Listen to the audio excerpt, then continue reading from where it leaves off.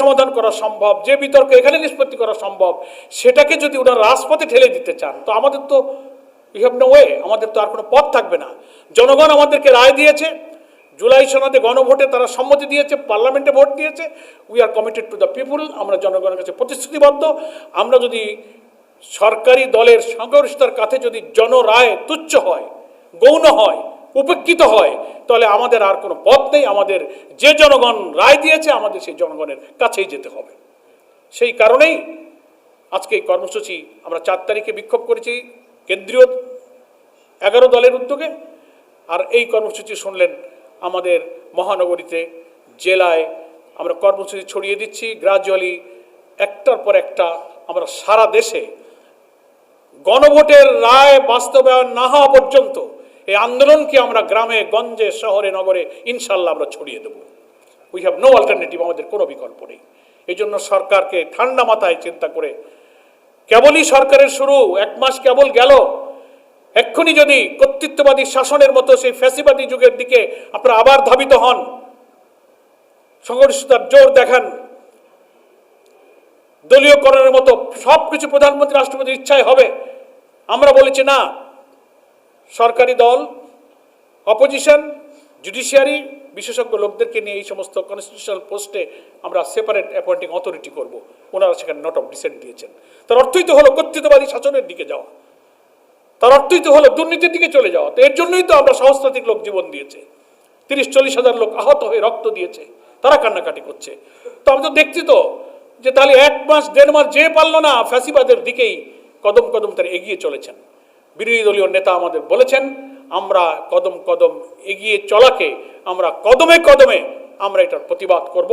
জনগণকে নিয়ে আমরা জনগণের এই জুলাই সনদের পক্ষে যে রায় তারা গণভোটে দিয়েছে, এটা বাস্তবায়নের জন্য জনগণকে সাথে নিয়ে আমরা আন্দোলন করব ইনশাআল্লাহ। কিন্তু আমরা দুঃখিত, বিএনপি মহাসচিব হুমকি দিচ্ছেন, স্বরাষ্ট্রমন্ত্রী বলছেন রাজপন্থের আন্দোলনকে তারা দমন করবেন, এটা আর হবে না, ওইটা হবে না। এ সব ভাষাই হচ্ছে আওয়ামী লীগের ভাষা, এটা ফ্যাসিবাদের ভাষায় তারা এখন আবার কথা বলছেন। চেঞ্জটা কি হলো?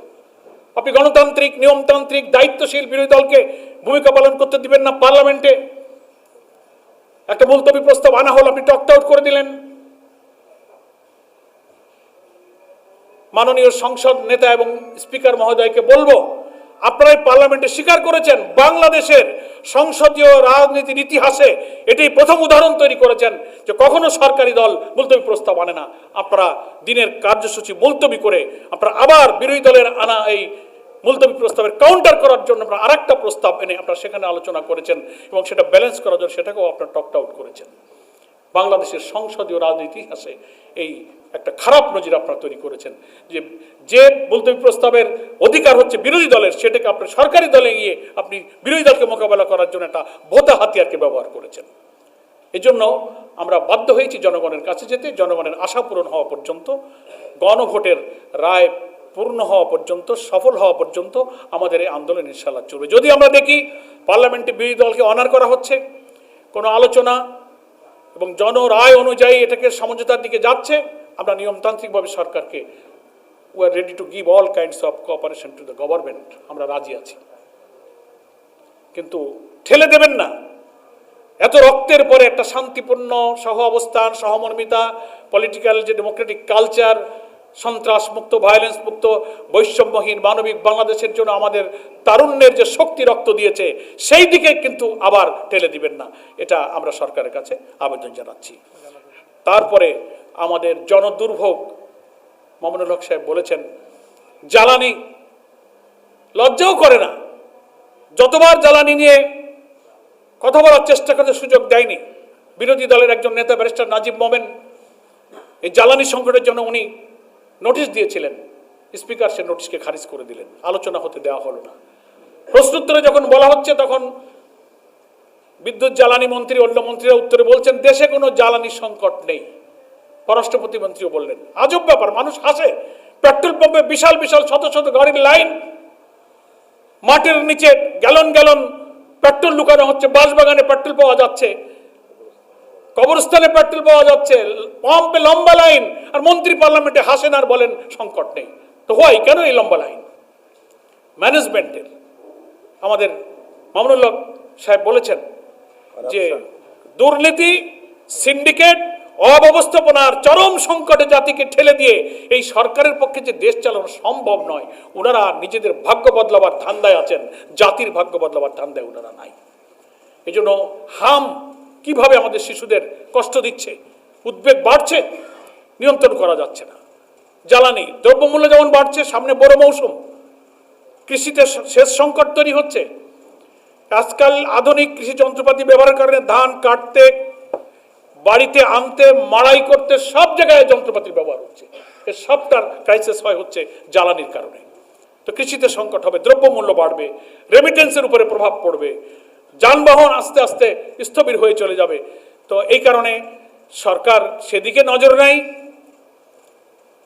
আমাদের ভোলার এক নারী নেত্রী, জামাত ইসলামীর মহিলা নেত্রীকে একটা পোস্ট দেওয়া হয়েছে, হ্যাঁ সেটা হয়েছে আজকে, কিন্তু কেন একটা সিম্পল কি বলে ফেসবুকে সে একটা পোস্ট, একটা স্ট্যাটাস দিয়েছে, ন্যায়সঙ্গত একটা শেয়ার করেছে।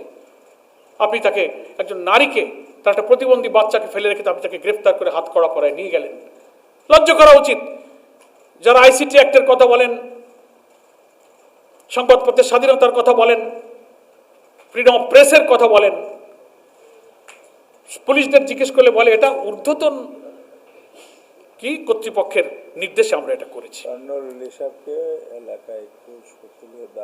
কর্নেল অলি আমাদের 11 দলীয় ঐক্যের অন্যতম শীর্ষ নেতা বীর বিক্রম, তার এলাকায় বিএনপির পক্ষ থেকে তাকে অপমান করার জন্য কুশপুত্তির লেখা দাহ করা, অসত্য কথা বলে তাকে গালিগালাজ করে জাতির কাছে হেয় করার চেষ্টা করা হচ্ছে। আমরা 11 দলের পক্ষ থেকে এই বীর মুক্তিযোদ্ধা বীর বিক্রম, তাকে আপনি রাজাকার বলছেন। রাজাকার তো আপনারা সবাইকে বলছেন, কাউকে বাদ দেন নাই। মেজর জলিলকেও বলেছিলেন, যিনি বলেছিলেন অরক্ষিত স্বাধীনতাই পরাধীনতা। অর্থাৎ ফ্যাসিবাদ বিরোধী, কর্তৃত্ববাদী এবং দিল্লির আধিপত্যবাদ বিরোধী রাজনীতির সাথে যারা থাকবে, আপনাদের ভাষায় তারা সব রাজাকার। যারাই এই হকের পথে, সত্যের পথে থাকবে, আপনার কাউকে রাজাকার বলতে বাদ দেননি। ফলে আমরা 11 দলের পক্ষ থেকে কর্নেল অলি আহমদ বীর বিক্রম, আমাদের ঐক্যের একজন শীর্ষ নেতার বিরুদ্ধে সরকারি দলের কর্মীদের ওই এলাকায় যা করা হচ্ছে তার তীব্র নিন্দা জানাই। স্বরাষ্ট্রমন্ত্রীকে আমরা বলবো, আপনি সেখানে পদক্ষেপ নিয়ে আপনার দলের এই সমস্ত কর্মীদেরকে আপনি নিবৃত্ত করুন। জাতির একজন বীর মুক্তিযোদ্ধা, দেশের একজন সিনিয়র পলিটিশিয়ান, তার মর্যাদা রক্ষা করা সরকারের দায়িত্ব, রাষ্ট্রের দায়িত্ব। আমরা তার প্রতি এই আচরণের তীব্র নিন্দা এই 11 দলীয় ঐক্যের পক্ষ থেকে জানাচ্ছি। ফলে আইন শৃঙ্খলা পরিস্থিতির অবনতি হচ্ছে। বিরোধী দলের নেতা কর্মী থেকে নানান অজুহাতে বিভিন্ন জায়গায় হামলা করা হচ্ছে, গ্রেপ্তার করা হচ্ছে, মিটিংয়ে বাধা দেওয়া হচ্ছে। আর চাউল, খাল কাটা, ইমামের বেতন দিয়ে মুখরোচক করে দেশটা খুব জমানোর চেষ্টা করা হয়েছিল। কিন্তু গ্রামে গঞ্জে খবর চরম অসন্তোষ, ভাগাভাগি, লুটপাট, অসন্তোষ, গ্রুপিং, ঠেলাঠেলি চলছে, আইন শৃঙ্খলার চরম অবনতি। তো ফলে 5 বছরের তো 1.5 মাসও যায় নাই, আল্লাহ জানে 5 বছরের জাতির কপালে কি আছে। এক্ষুনি সংযত হন, এক্ষুনি নিবৃত হন। আমরা বাংলাদেশ জামাত ইসলামের সম্মানিত আমির টেলিফোনে সংসদে গিয়েই বলেছেন, আপনাদের সকলকে উনি সালাম দিয়েছেন। আমাদের তিনি লিডার অব দি অপোজিশন, এবং আমাদের কি বলে বিরোধী দলের চিফ হুইপ নাহিদ ইসলাম, তিনিও আসতে পারেননি। অনুপস্থিত অনেক এমপিরা আসতে পারতেন। সকলের পক্ষ থেকে আমি সালাম জানাচ্ছি। আমার এই বক্তব্যের পরে এনসিপির সার্জিস আলম কিছু বলতে চাইতে পারেন, আমাদের ইমরান ভাই আছেন, আহমদ আব্দুল কাদের ভাই আছেন, 2-1 মিনিট ওনারা সুযোগ নেবেন। অনেক কথা থাকতে পারে, আপনারা প্রশ্ন যদি কথার মধ্য দিয়ে শেষ হয়ে গেলে আলহামদুলিল্লাহ, তাহলে শেষে আপনারা প্রশ্ন থাকলে বলবেন। প্রশ্ন, আচ্ছা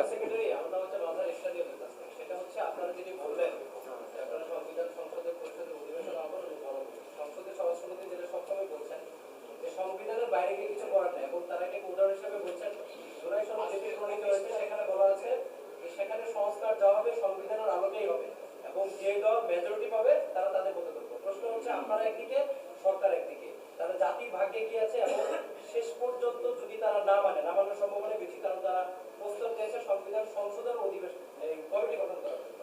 আসলে জাতি শেষ পর্যন্ত কি পাবে, আপনাদের অবস্থা সামনে সময় বলে দেবে। আর উনি যখন সংবিধান নিয়ে পার্লামেন্টে কথা বলেন, দেশের মানুষ তখন হাসে। সংবিধানকে এত তুচ্ছ করে ফেলা হয়েছে, মানে যেন আর কেউ